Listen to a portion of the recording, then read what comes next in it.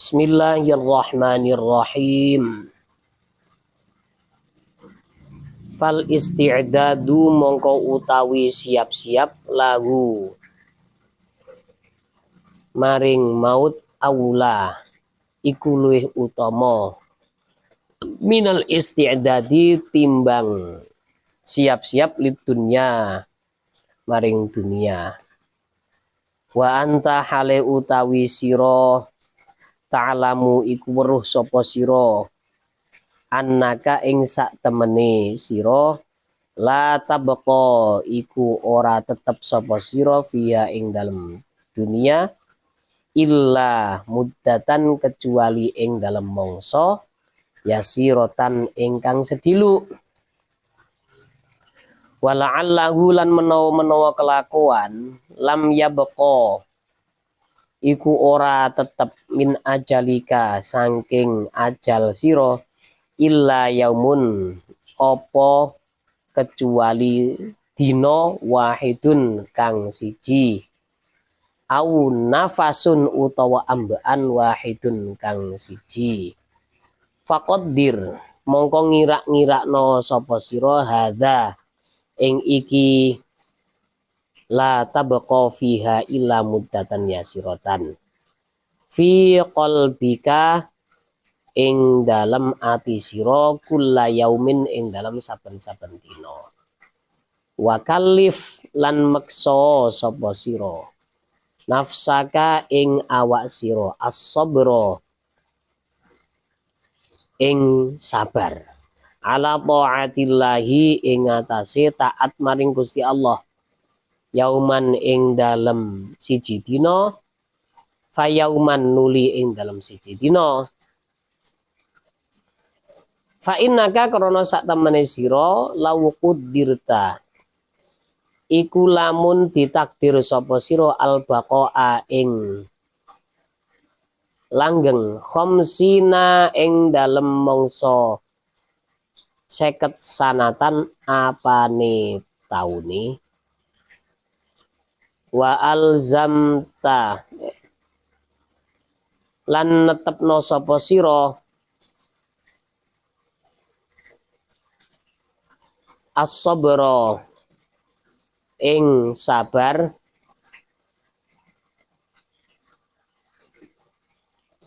ala taatillahi ing atase taat maring Gusti Allah taala. Nafarat mongko ngersula wasta'sat lan ngerasa kangelan apa nafas alaika ing atase sira. Fa in fa'alta mongko lamun nglakoni sapa sira dzalika ing mengkono-mengkono wa alzamta as-sabra farihta mongko bungah sapa sira indal mauti ing dalem sandinge mauti farhan kelawan kebungahan la akhira kang ora ana akhir iku maujud lahu kedua iki farah ya. Bersiap-siap menghadapi kematian itu lebih utama, lebih baik daripada bersiap-siap menyongsong dunia. Misalkan sekarang dunia itu kan pasti berubah-ubah. Apa yang ada di dunia ini tidak pernah abadi. Contohnya, ya. Dulu di zaman sekitar tahun awal-awal 2000 ya. Awal-awal 2000, 90-an sampai 2000. Untuk berkomunikasi jarak jauh, kita kan butuh telepon. Pakai surat kelamaan, supaya cepat pakai telepon. Lah, telepon ini tidak semua orang punya. Tidak semua rumah itu ada. Jadi bisnis yang paling menguntungkan di zaman itu adalah bikin wartel. Bikin wartel. Tapi ketika di tahun sekitar 2002-2003, handphone ini sudah dimiliki meskipun harganya mahal ya, dengan kartu prabayar atau pasca bayar yang mahal. Satu kartu itu harganya 1 juta ya. Ada yang 500.000, paling murah 100.000. Ini ketika masyarakat itu sudah mempunyai handphone, meskipun handphone monokrom yang ada keypadnya ya, tapi kan kelihatannya sudah keren, kemana-mana halo halo halo gitu ya. Kemana-mana bisa komunikasi ya. Teleponnya bisa dibawa kemana-mana ini. Akhirnya apa? Wartel ini nggak laku. Jadi bisnis yang menjanjikan pada waktu itu adalah jualan pulsa. Nah, ini ya. Buka konter jualan pulsa. Akhirnya jualan pulsa. Nah, setelah muncul sekarang ya, memasuki era-era sekarang, ketika yang namanya belanja online ya, ini sudah marak, sudah dikenal oleh masyarakat. Konter-konter ini rata-rata tidak laku. Kenapa? Saya sendiri kalau beli pulsa tidak pernah ke konter ya. Langsung pakai aplikasi ya. Buka Telkomsel menu ya. Buka My Telkomsel, kemudian kita isi pulsa, bayarnya lewat Shopee, harganya lebih murah daripada konter. Saya beli 50.000 ya harganya 50.000. Lah kita ngisi di Alfamaret cuma kena admin 1.500 ya. Kalau transfer enggak ada admin. Nah, enak sudah ya. Jadi enggak usah keluar-keluar, kita beli token listrik enggak keluar rumah ya. Paling ketika belanja ke Alfamaret atau Indomaret kita isi saldo, habis itu enggak usah ke konter. Jadi untuk menyongsong bagaimana nanti ekonomi ke depan, peluang bisnis apa, ini kan butuh pikiran keras ya, butuh kejelian. Kalau sampai salah langkah bisa gawat, ya. Salah belanja bisa bangkrut. Ya. Nah, menghadapi ini sebenarnya tidak begitu penting. Yang penting itu menghadapi, bersiap-siap menghadapi kematian. Nah ini, karena apa? Waspadalah. Orang mati tidak harus sakit. Waspadalah, kematian datang orang tidak harus tua dulu. Ya. Anak kecil mati juga banyak. Ya. Orang yang masih kelihatannya sehat mati juga banyak. Misalkan kita ini ditakdir berusia sampai 50 tahun. Kemudian kita sabar-sabarkan sudah taat kepada Allah selama 50 tahun ya. Nafsu kita ini sebenarnya berontak ya. Sebenarnya berontak nafsu kita ini. Nggak enak ini namanya ibadah ya.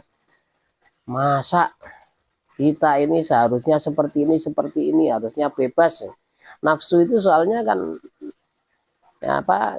kemauannya itu pasti cenderung ke hawa nafsu, ke kesenangan. Kalau enggak senang-senang kemana-mana, pasti dia pinginnya nganggur. Ini kita semua kumpul di sini, ini alhamdulillah ya. Berarti kita bisa mengalahkan hawa nafsu ya. Soalnya kan semuanya pasti punya kesibukan. Yang tadi di rumah ini, misalkan kerja bakti, kemudian banyak aktivitas di rumah, terus sekarang malam Senin, waktunya takrib dan bidayatul hidayah. Aduh, mau datang. Nafsu kita bilang, aduh, jangan wis, Kita capek ini tadi siang nggak tidur. Ya. Bagaimana ini? Libur atau enggak? Ini bukan hanya penyakit seperti ini ya. Bisikan nafsu ini bukan hanya menjangkiti mustame' ya. Narator juga kena ya. Waduh, saya tadi ini hataman sampai sore. Bagaimana libur atau enggak ya? Alhamdulillah ya. Kita bisa melawan hawa nafsu ya. Ini semuanya taufik dari Allah ya. Akhirnya ada yang WA, bagaimana ngaji? Ngaji, kita jaga istiqomah. Lah, ini nafsu kita kalah. Nah, ketika kita ini berhasil mengalahkan nafsu, saat-saat menghadapi kematian, maka kita akan merasakan kebahagiaan yang luar biasa ya. Karena pada waktu itu kita pensiun dalam keadaan banyak taat kepada Allah. Setelah mati, tidak ada tuntutan, tidak ada tanggungan macam-macam. Coba, nah ini. Wa in sawwafta, lan lamun nunda-nunda sapa sira. Wa tasahalta, lan gawe gampang sapa sira. Jaa mongko teko ka ing sira al mautu apa kematian fi waqtin ing dalam siji waktu. La tahtasibu kang ora nyongko sapa sira hu ing maut. Wa tahassarta lan nelongso sapa sira tahassuron kelawan nelongso la akhira kang ora ana akhir iku maujud lahu kedue iki tahassur. Nah ini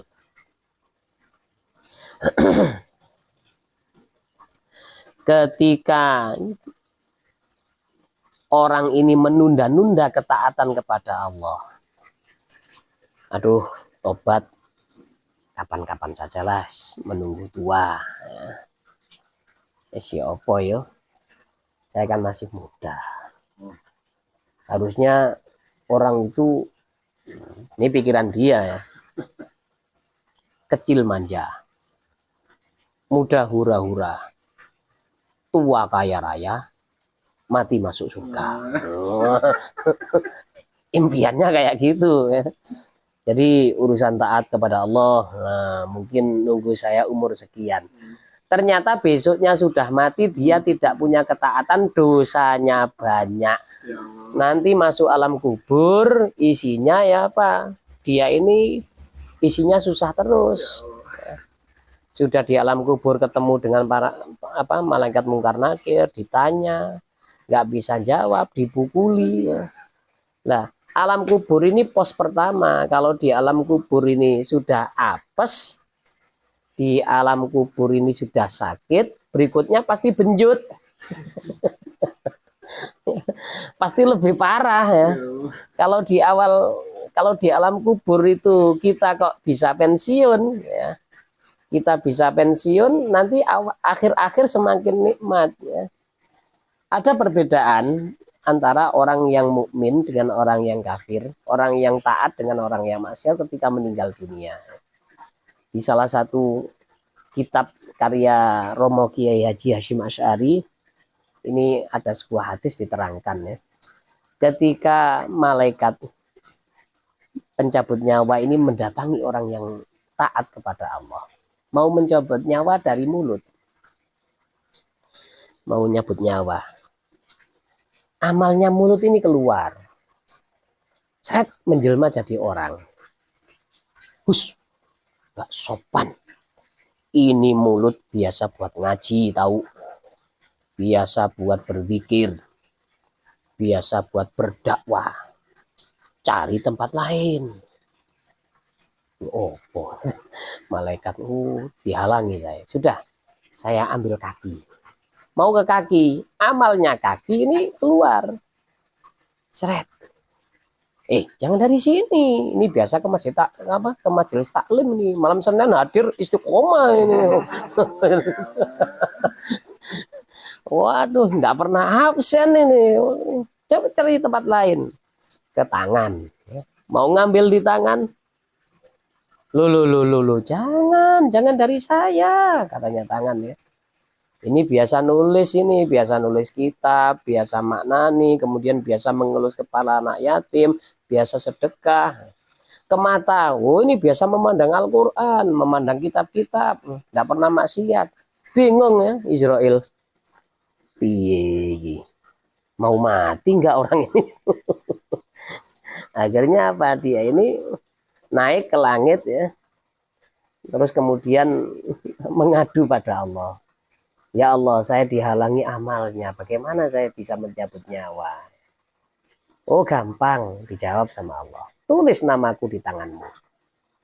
Ditulis ya. Tunjukkan ke matanya.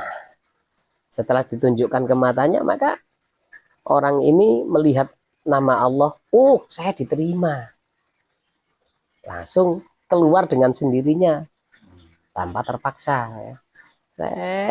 Dibantu, ditarik, mudah. Tapi kalau orang ini maksiat, melihat malaikat ini langsung nyawanya ini di dalam tubuh ini berpegangan, ya. Gandolan. Ya. Waduh, saya belum tobat, saya belum taat, kok malaikat maut sudah menjemput, bagaimana? Akhirnya di dalam ini malaikat keluar sendiri.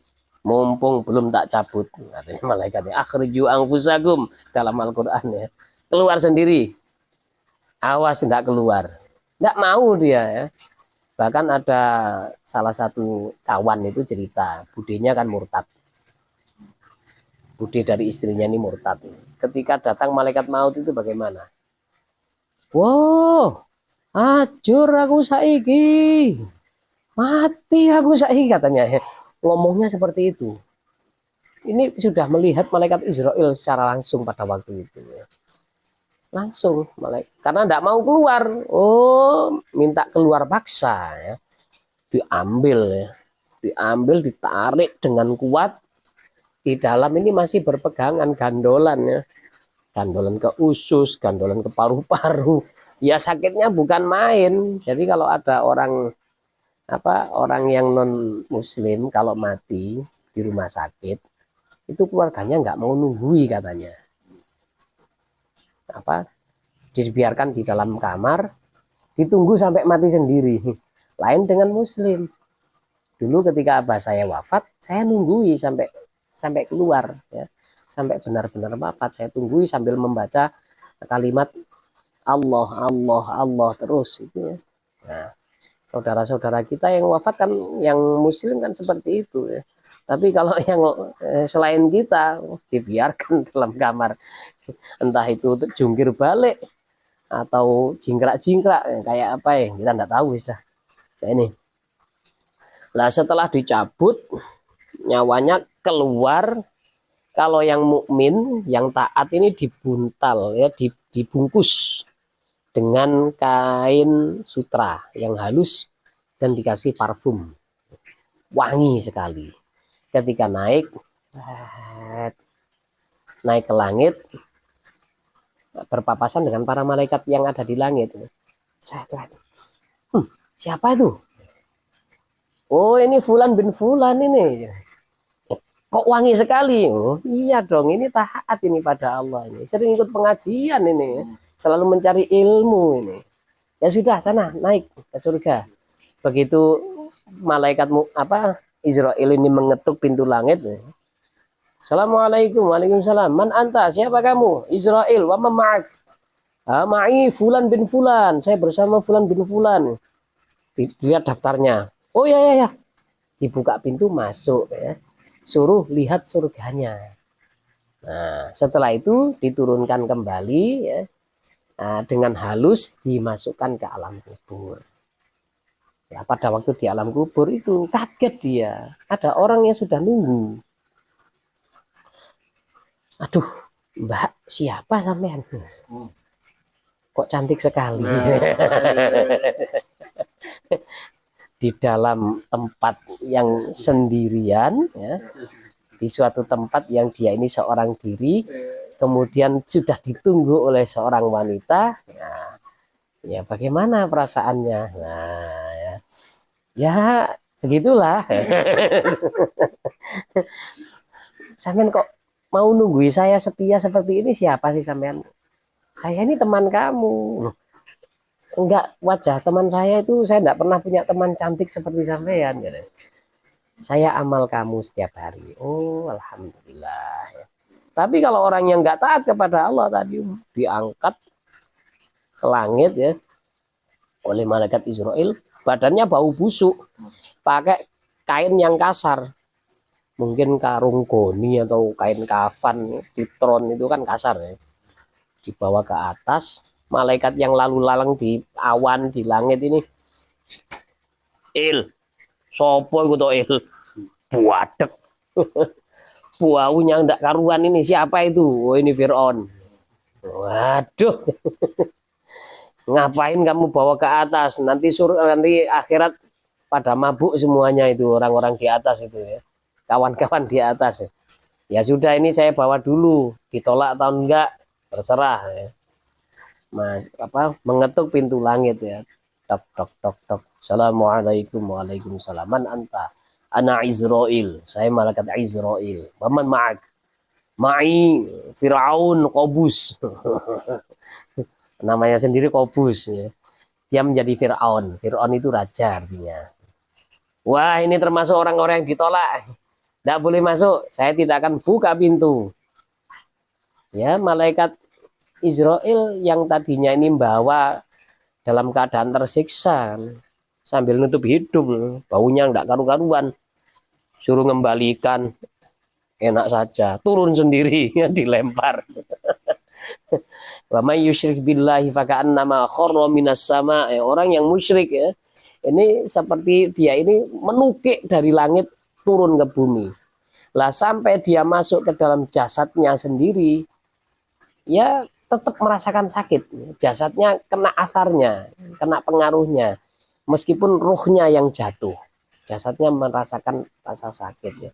Ketika di dalam kubur ketemu wewe gombel, kuntilanak itu ya, orang perempuan wajahnya ini rusak. Di sini orang Jawa mengatakan gerowak-gerowak itu ya. Ini tercabik-cabik wajahnya, kemudian badannya penuh dengan kusta lepra dan gudik ya, dan kudis. Nah, kok nunggui dalam kuburnya. Aduh, siapa semen sudah gelap ketemu orang kayak gitu. Ya, nyoba ya. Kita di dalam kamar dalam keadaan lampu mati, kemudian ada makhluk seperti itu. Ya, sangat ketakutan ya. Aduh, kamu ini jelek, badanmu bau, ini jangan menjauh dariku. Katanya orang jelek ini, enak saja kamu ngomong, aku kan soulmate-mu dulu. Kalau sekarang aku bestimu. Siapa kamu? Saya tidak pernah punya kawan gembel kayak kamu. Loh, saya amalmu sendiri. Kamu nyembah selain Allah, kamu selalu bermaksiat, ini wujudnya seperti saya. Nah ini ya. Wa indas